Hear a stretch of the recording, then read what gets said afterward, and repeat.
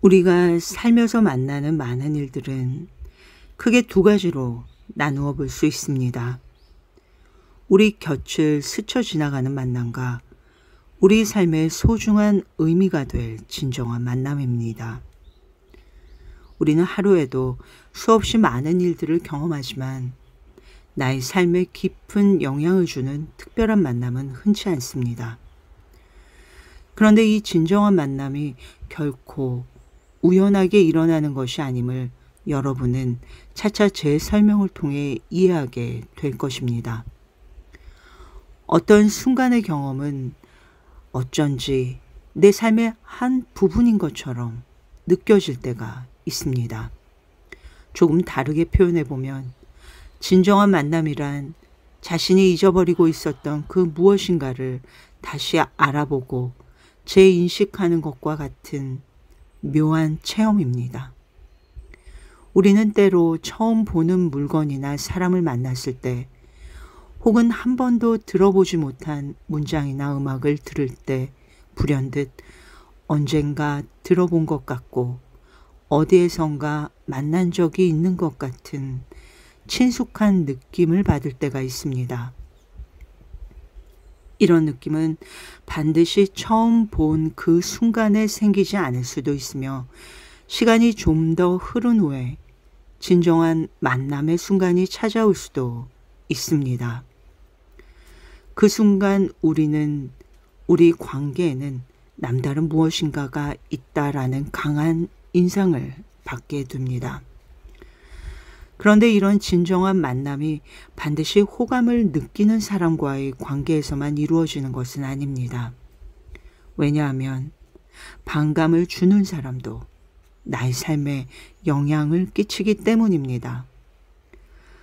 적대적인 관계에 있다고 해서 상대방을 향하여 나와는 무관한 사람이다 라고 할 수는 없겠죠.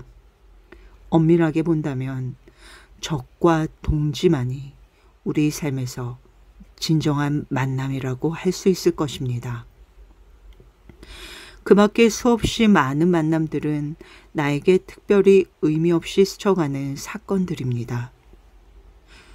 계획하는 인간이란 관점에서 살펴본 물컵의 예와 같이 이런 진정한 만남도 인생이란 큰 움직임의 맥락에서 이해해 볼 수 있을 것입니다. 물리적인 시간은 탄생에서 죽음에 이르는 방향으로 흐릅니다. 하지만 죽음이란 시점에서 출발하는 또 다른 보이지 않는 시간의 흐름을 설정해 보는 것은 지나친 발상일까요? 물컵을 잡는 작은 움직임에서 물컵을 잡으려는 의도가 보이지 않는 손으로 작용하듯이 우리 삶이란 큰 움직임에도 계획된 의도나 목표가 존재한다고 가정해 볼 수는 없을까요? 같은 인간들이 각기 다양한 삶의 방식과 모습으로 살아가는 이유를 단지 염색체의 유전적인 요인에 의해 모든 것이 결정되기라도 하듯 재능으로만 설명하기에는 왠지 충분해 보이지 않습니다.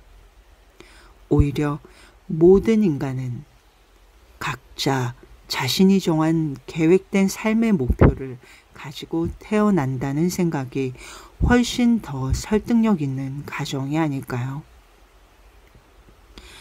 크레수스와 솔론의 일화는 널리 알려져 있습니다.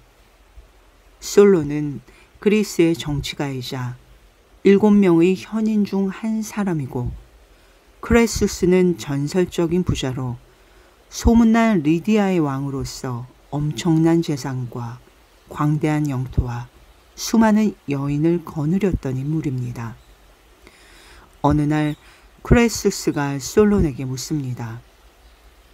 당신은 내가 진정 위대하고 존경할 만한 군주라고 생각하지 않습니까? 이 질문에 대해 솔론은 그 유명한 답변을 합니다. 그 질문에 대한 답을 하기는 아직 시기상조입니다.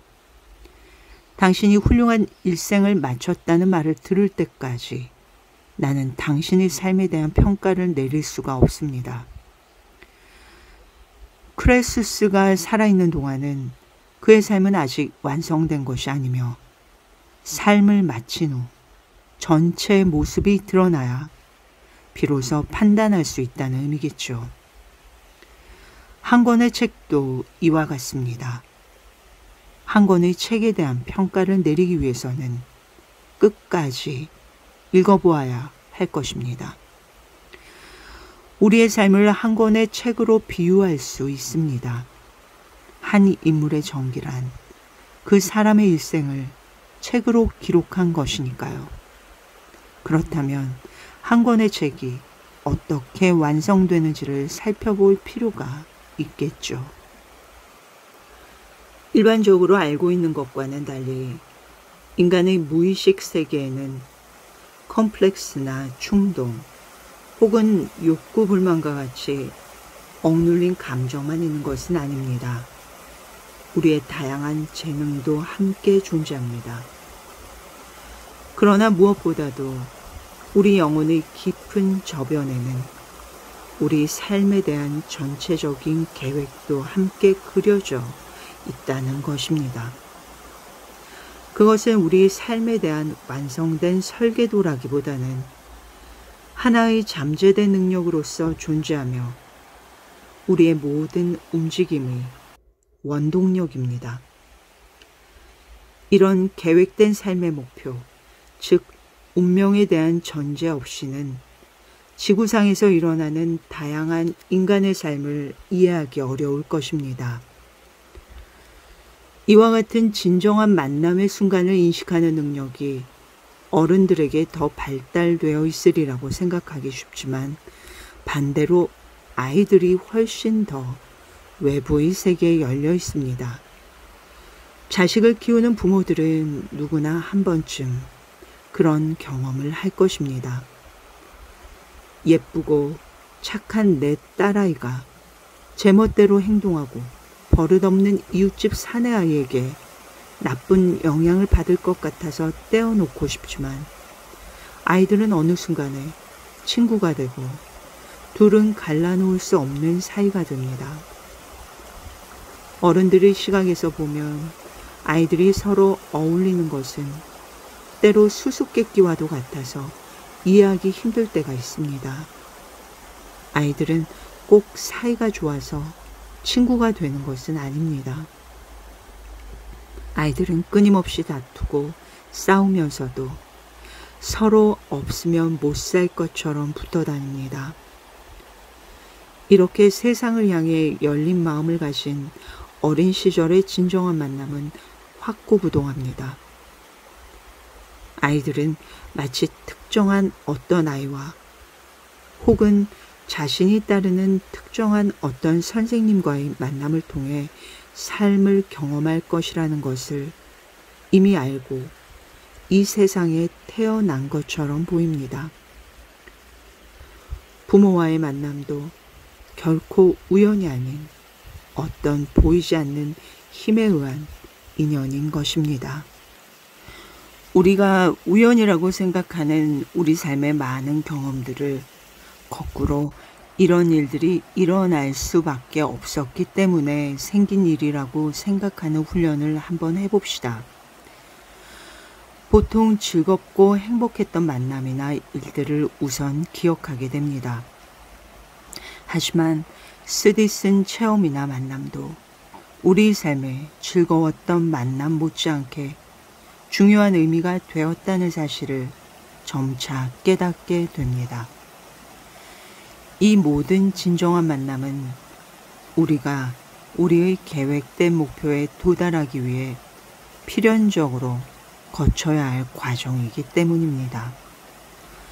인지학에서는 인간이 고유 운동 감각을 통하여 움직이는 행동과 그 움직임을 가능하게 하는 원동력, 즉 잠재된 삶의 계획을 일컬어 생명정신이라고 합니다.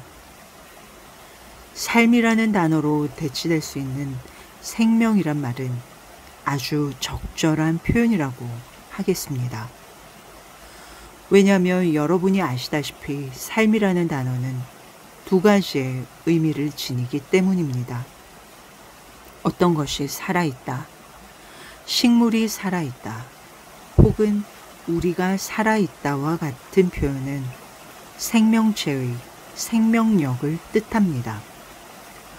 이와 같이 생물체의 생명력을 의미하는 삶 이외에 우리 인간에게는 정신적인 차원의 삶도 있습니다.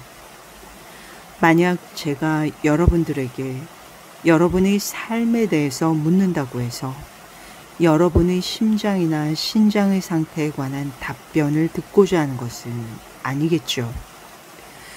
그 질문으로 제가 여러분께 기대하는 답은 바로 여러분의 삶의 내용, 즉 생애에 관한 것일 것입니다.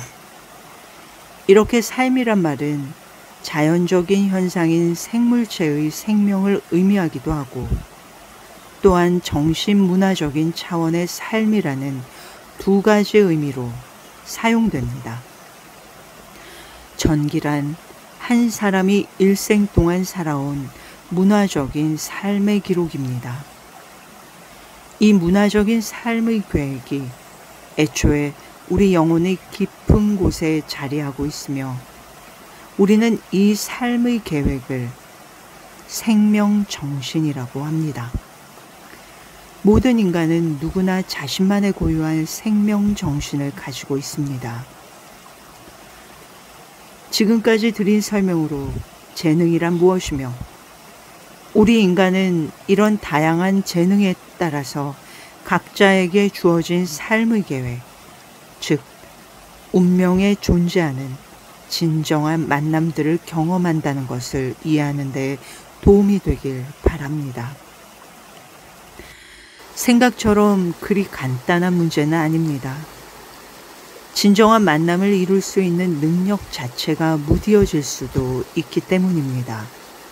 대부분 유학이나 청소년기에 삶의 결정적인 계기들을 놓쳐버리게 되는 경우가 많은데 이렇게 되고 나면 나중에는 성인으로서 점점 사고가 굳어지기 때문에 이러한 능력이 점차 무디어지고 마는 것입니다. 이렇듯이 비록 우리의 삶에 예정된 계획이라 하더라도 우리는 진정한 만남을 놓쳐버릴 수도 있는 것입니다. 다시 말해서 신호를 인식하지 못할 수도 있는 것이죠. 이런 결과는 진정 불행한 일이 아닐 수 없습니다. 엄청난 비용을 들여 호화로운 세계 일주를 하더라도 특별한 인상을 받지 못하는 몸이 건조한 여행을 하는 것과 같이 아무리 훌륭한 능력이나 운명을 타고났더라도 제대로 꽃을 피우지 못한다면 이는 아무런 의미가 없을 것입니다. 반면에 집 주변의 가벼운 산책길에서도 눈에 띄는 것마다 의미를 찾는 값진 체험을 하는 사람과 같이 자신에게 주어진 조건에서 그 이상의 열매를 맺을 수도 있을 것입니다. 그렇다면 우리의 이런 삶의 계획, 즉 운명을 인식할 수 있는 능력은 개발될 수 있는 것일까요?